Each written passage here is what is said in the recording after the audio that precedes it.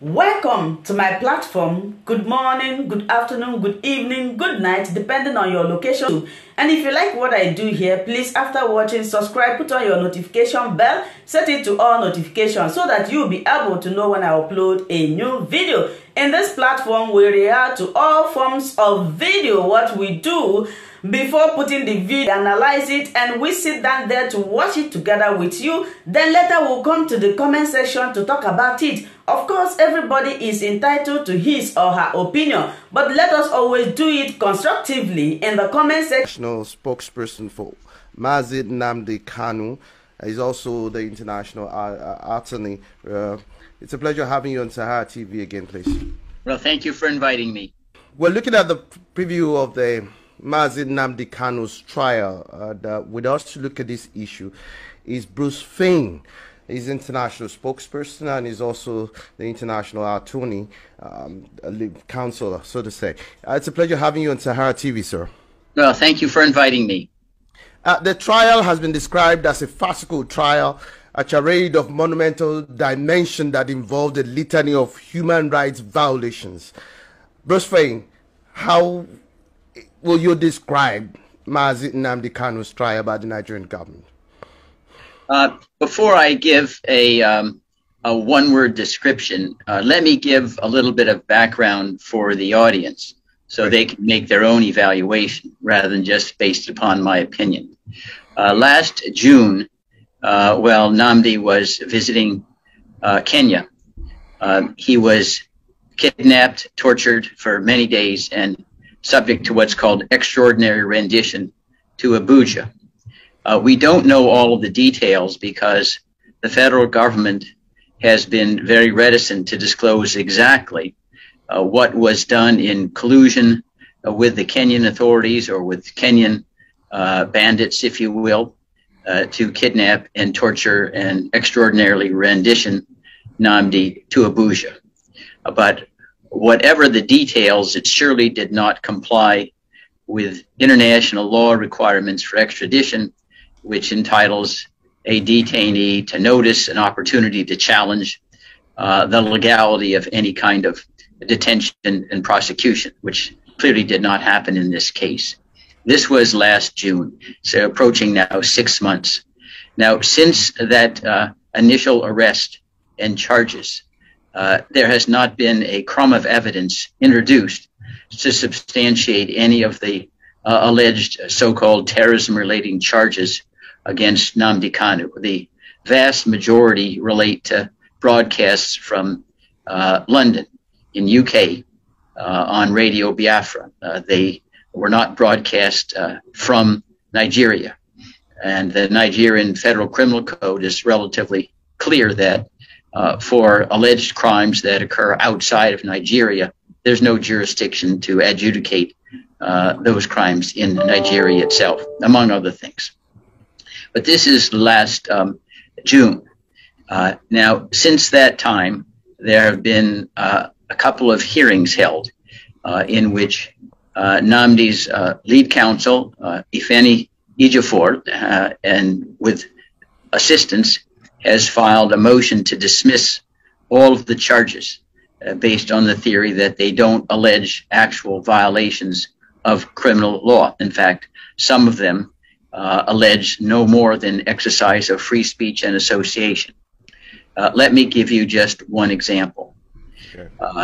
One of the charges is that Nnamdi Kanu professed his adherence to the indigenous people of Biafra, Ipob.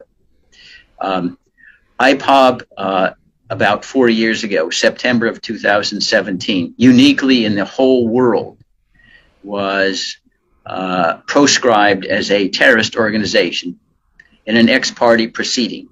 Ex-party means Ipob was not given notice. The Attorney General went into court and said, President Buhari has told me that Ipob is a terrorist organization and so you need to proscribe it. And that was the beginning and end of the case. Now, despite lobbying by the Nigerian government, well-funded, to have other countries list Ipob as a terrorist organization, it has uniformly failed. This is 173 other countries. And indeed, there have been 5 human rights experts from the Human Rights Council of the United Nations that sits in Geneva who wrote a letter to President Buhari in late 2020, stating they had examined the case against Ipob and were very concerned that there was no due process, that Nigeria seemed to treat the mere search for an independent sovereignty through a referendum by peaceful means was a terrorist act. And these human rights experts said, no, that's protected freedom of association. And indeed, these 5 experts asked President Buhari, you need to reconsider whether Ipob is a terrorist organization because your process seemed to have violated norms of international law. They asked President Buhari within 60 days to provide what evidence and what process was utilized to demonstrate that Ipob was a proscribed terrorist organization. That's 60 days. Now, that's over a year has elapsed since that request. And President Buhari, Nigeria, has come up with nothing, 0, to justify the listing. And mere membership in Ipob under the current Nigerian system is a crime. It's a terrorism crime, even though the mission of Ipob is to secure an independence through peaceful means, referendum. This is speech and association protected by the International Covenant on Civil and Political Rights, and it's protected under the Nigerian Constitution if it was honestly honored. Well, that's just one example, I believe, of the kind of charges that are leveled against Nnamdi Kanu. Now, there has been a motion to dismiss all of the charges based upon the flaws in the pleading and the evidence. Additionally, one of the very most prominent sons throughout Nigeria, Femi Falana, has maintained quite persuasively that given the allegations of where the crimes occurred, the federal government has no authority to prosecute. These are within state jurisdictions, and no state attorney general, no state authority has filed any charges against Nnamdi Kanu. There was a hearing scheduled last November 10th to decide and address the issues that are presented in the motion to dismiss. But they were canceled, postponed in part because the government, again, in violation of international law, refused me access to the courtroom. I had not engaged in any disruptive activity. I'm one of Nnamdi Kanu's counsel of choice. And international law, including, again, the Nigerian Constitution, protects the defendant's right to have counsel of his choice. And at that hearing, there was a postponement, an adjournment, if you will, to January 18th. And that's the current schedule for hearing the motion. So January 18th is not the trial date. It's not to entertain evidence and witnesses that would purport to show some kind of criminality on Mr. Kanu's part. It's simply to decide whether there's anything sufficient, even in these threadbare allegations, that justify going to trial. You also took a swipe at the judge, and you actually pointed out the fact that the judge is not immune from criminal prosecution. And Justice Binta Yaku, who has been working in collusion with the DSS and the FG to punish MNK as a political prisoner. Could you expatiate on that? Yes. First of all, you are absolutely correct that under international law, criminal law, judges are not immune if they become participants in what is a clear travesty of justice. As an example, there were multiple Nazi judges who enforced Adolf Hitler's Nuremberg laws that were flagrantly discriminatory and illegitimately applied to Jews. And they were prosecuted after World War II for crimes against humanity. And the International Criminal Court has jurisdiction over individuals acting under color of foreign law, including judges, who then lend themselves to complicity in crimes against humanity. And one of the ways in which you can do that is to disguise what is no more than a trumped up kangaroo court as somehow due process. And the judge clearly is vulnerable to investigation and prosecution if the evidence is forthcoming showing that she's working hand in hand with DSS, as opposed to doing what a judge is supposed to do: act impartially, act independently, act based solely on the judgment of someone learned in the law in examining allegations, the facts, and the law, and coming to a conclusion on that basis. Now, what the law requires in circumstances where a judge does not feel in good faith that they can execute the demands required, and that for fear or otherwise, we don't know what kinds of threats or implied threats have been communicated to the judge. If she lets Nnamdi Kanu under the law free, what kind of retaliation there might be. But if there is that fear of retaliation and it's impossible to make a judgment on the merits, then the law requires resignation and moving so there's not direct complicity in this violation of human rights. But shouldn't the judge be, required to recuse herself even at this point in time, based on this, the fact that she's been indicted in these instances? It's certainly true that I practice many times in U.S. courts. The standard for recusal is if there's an impression, even an appearance of an inability to act impartially. And I think that's been amply demonstrated in the way this case has been handled from the outset. We have to remember that every day that elapses is another day where Nnamdi Kanu is being illegally detained. Again, we have detention beginning in late June. There still has been no hearing that requires the government to show evidence of criminality, not at all. So we have a situation where the judge is permitting punishment sentence before the trial, which sounds like a page out of Alice in Wonderland, and shows how, I think, far and how irregular these proceedings are. And I would agree with the observation that the way in which the process has been handled would indicate the judge needs to recuse herself, stand aside, because no longer is there appearance of impartiality. There have been ex parte communications with the prosecution alone, and that's simply on its face showing prejudice against the defendant. You had also said that you'll be pursuing all international and diplomatic platforms to see that justice is done and all fundamental norms of laws are complied with as regards as far as this trial is concerned. You mentioned the fact that you'll be taking the case up to the international courts, the International Working Group on the Arbitrary Detention, as well as the International Criminal Courts, the International Court of Justice that's in The Hague, as well as the U.S. Congress. How could you give us an update on what has been achieved so far? Yeah. So we know that the Working Group on Arbitrary Detention, and I've made multiple submissions, is actively considering the case. Now, obviously, it would be wrong for them to share views on one side rather than the other before there's an opportunity for the government of Nigeria to respond.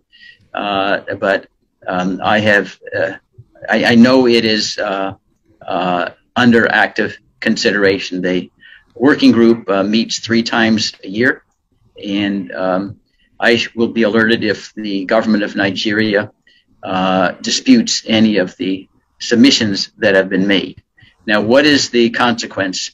The authority of the working group is to identify detainees who are being held in violation of international law.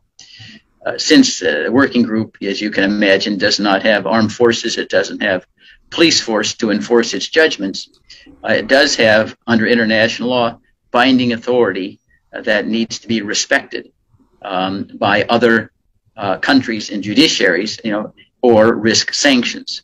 So that's what an opinion out of the working group that finds Nnamdi Kanu is being held illegally would have, we believe, strong influence not only within Nigeria, but in other countries that might be considering sanctions for holding Nnamdi Kanu in violation of international law.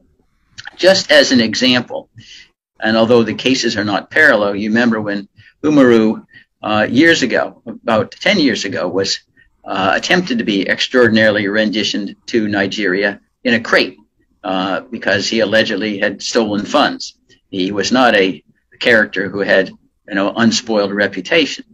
And when the British authorities discovered this attempted kidnapping, extraordinary rendition, they not only caused his release, but in addition, they broke relations with Nigeria for 2 years. So that's the kind of international sanctions that may ensue if the Nigerian government did not comply with a ruling of the working group of the Human Rights Council. The other cases that are more, they are on a slower track because the requirements of the law are a little more arduous. We're really following the path of the Gambia in the International Court of Justice sued Myanmar for genocide against Rohingya. This is in 2020 and got an initial ruling. But there are many elements of diplomacy involved in one country deciding to sue another for genocide. But that's in track, and we believe that the working group decision should propel that in an accelerated fashion. Now, I'd like to get your perspective on the U.S. government's stance as far as this issue is concerned. We know that when the Democrats have been passionate about Nigeria, especially during the Obama administration, and we know that at some point in time, Joe Biden then, as well as Hillary Clinton, spoke out against some of the human rights violations in the country. But recently, some couple of months back, the U.S. Secretary of State Anthony Blinken visited the country, but there was no strong indication that he strongly pushed against these human rights violations, as well as the flagrant disregards of violations with regards to the rule of law in this country. So what's going on there? Is America no longer interested in human rights and the rule of law as far as their foreign policy is concerned with regards to Nigeria? I don't know whether I could concur with all the rigor of the statement. The United States, like other countries, acts for its own national interest. It's not, an altruistic institution. We still haven't taken any measures of seriousness against Saudi Arabia for assassinating one of our journalists, Jamal Khashoggi. We feel our oil interests or selling weapons to Saudi Arabia is too important. Now, what's going on in Nigeria? I don't know what's going on in the inner circles of the administration. I think that historically in Africa, the United States has often deferred to Great Britain with regard to former colonies. And unfortunately, that's another angle that I'm actively pursuing.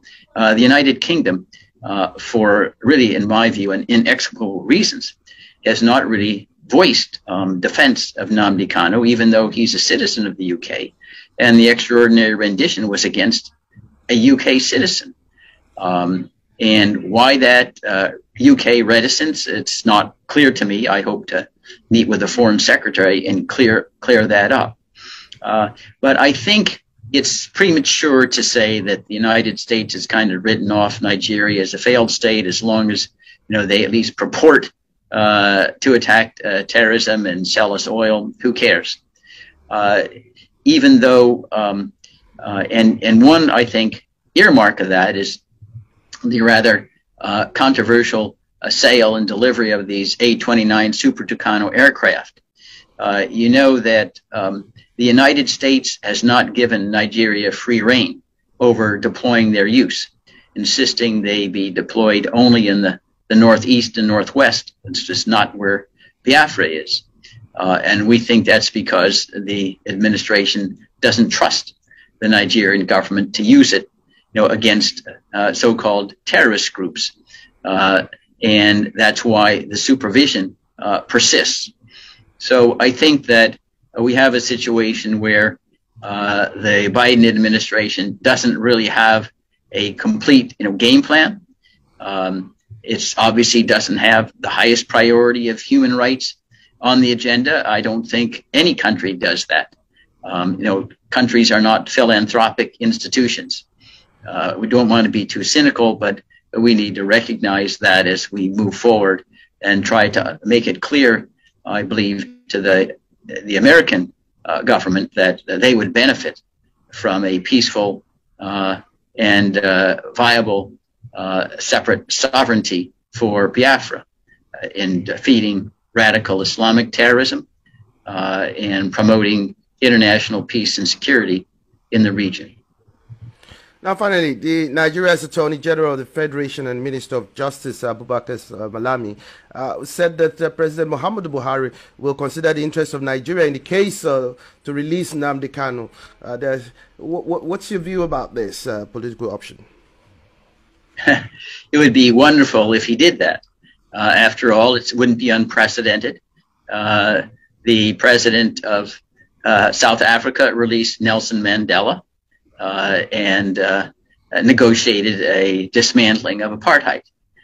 So maybe Mr. Buhari would like to follow that path. I, however, am suspicious of the authenticity of that representation by Mr. Buhari. You would think would be accompanied by at least a stand down in the southeast, where the ongoing massacres and genocide of Biafrans persist without any rescission. Moreover, you may recall after my last visit, the Attorney General Malami made a public statement that they were willing to sit down and negotiate with Nnamdi Kanu, but they were waiting for some kind of response, indicating in the same tone as President Buhari, well, we should talk this out and see whether we can't get a consensus. Let's not resort to violence. In the aftermath of his representation, I wrote a letter to the Attorney General Malami. There was nothing top secret in it. It simply said very respectfully, if you have an interest, let's meet and discuss the protocols for discussions. What would the venue be? Would they be confidential? Would there be any preconditions? What would Nnamdi Kanu's status be? Released out of solitary confinement?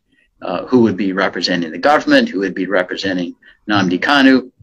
Anyway, it was simply procedural mechanisms to try to facilitate a movement forward to find what everybody hopes can be a peaceful way for the people of Nigeria to resolve the differences, really, which were accentuated by a century of very cynical British rule. Maybe not a complete century, but close to it. But there was no response, no indication of any interest, and even flirting with that idea. So that casts into doubt, I believe, the sincerity of President Buhari's statement. But listen, if he moves forward on that front, all to the better. He doesn't really have any barriers, since it's within his unilateral control to stop the ongoing massacres and genocide and crimes against humanity in the Southeast. Mr. Bruce, thank you very much for your time. Thank you so much for watching this video together with me. Like I said before, if it is your first time of coming across my YouTube channel and you like what I do, please subscribe, put on your notification bell, share this video, leave your comment in the comment section. You are free to criticize, but let us do it always constructively. Remain blessed. I appreciate your massive support and I love and cherish each and every one of you. Until I meet you again in my next video, for now we say bye-bye.